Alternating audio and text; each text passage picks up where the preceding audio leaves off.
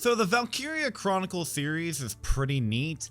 It's a unique take on the tactical RPG formula where instead of having a grid layout like in Fire Emblem or Final Fantasy Tactics, you have a full 3D environment with characters who have timed movement. There are tanks, different classes, special character traits, anime bullshit. Just For real? Are those two seriously gonna fight right here? Wait, what? Who's gonna fight? Who the heck do you think? Raz and... Raz and... no, Riley! I swear I didn't mean to... I didn't mean... Just all the shit you love. The fourth game even has a scathing review of how war is an absolute abomination of human existence where there are no real winners. This is a game where a character makes a grenade full of chili powder so that way she can break up a fight between two stir-crazy men. It just also has a totally not Holocaust of characters that totally aren't Jewish and totally aren't being persecuted by totally not... Well, he's not Hitler because that would be too on the nose, so instead he's anime Alexander the Great because, well, why not? But everything else about the enemy empire is pretty indicative of the Third Reich. In the first game, this is handled about as well as you can imagine. Persecution and imperialism are bad, and that's about as deep as it gets. I never played Valkyria Chronicles 2 and 3 because they were on the PSP, and I never wanted to be caught dead with one of those.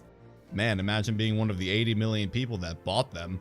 The point is, I don't really know if Valkyria Chronicles 2 or 3 did anything more with the story and ideas that were laid out by the first one, but when Valkyria Chronicles 4 came out in 2018, I swear the lead writer was on some serious shit when he decided to make the game with a primary character who wears a plate of armor over only one boob, made the game focus on how everybody that is in charge of a war sees all of the soldiers as expendable. There are dozens of moments throughout the game that take an issue with the cruelty of war. There's human experimentation, a bomb made out of a little girl, and all of the rampant murder stick out pretty well. However, there's one scene in particular where the game takes its sudden serious turn, and I was amazed and absolutely in awe of it. See, at about the 5 to 7 hour mark, everything is going completely fine. You're winning the battles you're in, everybody is getting stronger, and you're even on this super special mission that is guaranteed to break through the enemy army and turn the tide of war massively in your favor. While on said mission, you take over a city where the people are not exactly happy to see that the wrong army is in control of them now.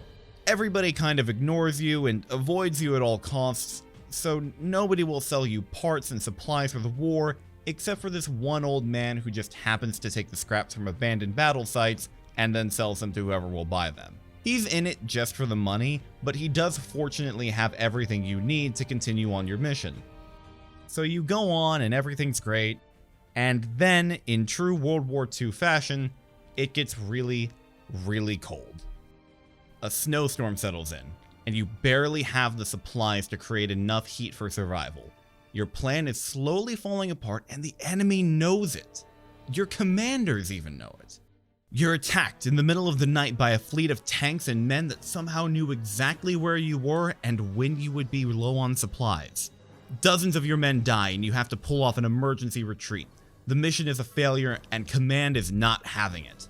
Casualties are not a reason to surrender, so they force you to make only a temporary retreat to the coast to then get picked up and given new orders on how to proceed with the same mission that put you here in the first place. Now, this is a standard turn of events. It's done well, but it's nothing revolutionary. There's a few key things that make this a little bit different from something a little bit more normal though. First, the game makes it abundantly clear that those in command of your squad just give no shits about the status of you and your comrades. All of the main characters are abundantly aware that when the snow hits, the mission is doomed to fail, but command only sends you back once you run out of resources to even attempt it. When you finally get the order to retreat, they have you travel back through the town from before and then through some mountains that are completely snowed in. You have next to no equipment, no supplies, no real way to get the tanks through the mountains, but as loyal soldiers who want nothing more than to see the end of this war, you fight your way through hell because maybe Command has a plan that will get you back home safely. Spoilers, they don't have those plans. You get to the end of the mountain, hit the coast, and a boat shows up that is going to carry you all the way back into the war. Now, there's a decent amount to unpack there, but there's one moment in particular that made me realize that the plot had more going for it than just something standard about how war is bad. As you pass by the town that you had made your stop in before, you notice something hanging from a telephone pole. It's not a scarecrow, it's a human being. The very one who had sold you the supplies earlier that week. A sign hangs from his neck. It reads, "I betrayed my country for scraps." This was a warning put out to anyone who dares to betray the empire that controls the land. It may seem like nothing, but think of that in terms of real war. A man who had next to nothing to do with the war itself was bound and murdered by people that he saw every day. Some of them, I'm sure, considered him a friend. At the very least, he considered them his friend. Maybe you could brand him as a traitor, but his crime was selling piecemeal materials to the wrong army. Is that enough reason to hang someone from a telephone pole? Is that enough reason for citizens to kill him? He probably didn't get a trial. He definitely didn't get a proper burial. The only thing he was given was an angry mob and a noose. Think on that. Would you, or people you know, kill someone just because they vaguely support a side you disagree with? Yes, what they did was bad, but was it that bad? If your country was engaged in a war and someone sold supplies to the wrong people, would you be okay with them being murdered? Maybe you think it's the fault of the town. That town was just filled with people who are quick to kill for the wrong reasons. But war has a strange history of dehumanizing people who support the wrong side. Look at Nazi Germany. Look at everything that this game is trying to draw parallels with. If you even barely supported the wrong side in Germany during the 40s, you were branded a traitor and more often than not killed. It doesn't take too much conditioning for people to start killing those that they once considered their neighbors.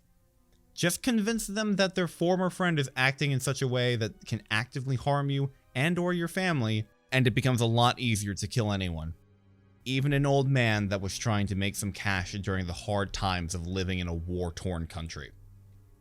That is the moment that the story of Valkyria Chronicles 4 went from a vague JRPG war aesthetic to a genuine story about how there are no winners in war. Every side suffers. The victor doesn't win, they just lose less than the other side. All of this is human suffering. And more often than not, it's because of people that you will never meet who call the shots. Tragedies happen every day. One life lost is a life that didn't need to be lost. The people in that town probably had no issue with members of the Federation army until war broke out and they were told that the Federation wanted to kill them and take their homes. Once they bought into the idea that the opposing side was something other than human, they had already lost the mental battle of war. They had already bought into a propaganda machine that paints the enemy as something other than human. We often forget that people on the other side of a bullet are themselves humans with their own lives, with their own families. We just see them as an opposing force that needs to be taken down, and if a bullet is the way to take them down, then we become okay with it. Valkyria Chronicles 4 goes on to make a lot of statements about the nature of war in many more direct ways, but this is the moment that stood out the most to me. It's a story filled with a lot of anime nonsense like that chili powder grenade and singular boob plates, but if you ignore that and you just focus on the way that the war affects the characters and the lengths that they go to try and win it and cause as little suffering as possible, the story comes out to be this weirdly well-written and incredibly well thought out exploration of the dehumanization of war and how the people in the front lines have no control over their lives. Give it a shot if you haven't before. Even if you hate the characters and you don't really relate to the story, there's a cute puppy in there. Look at him! He's wearing a hat! Thank you for making it to the end. This is a bit rushed, but I'm trying to stick to one video a month no matter what. Next month is something big, so like, comment, subscribe, inscribe, support me on Patreon, and generally validate me to not miss it. Thanks.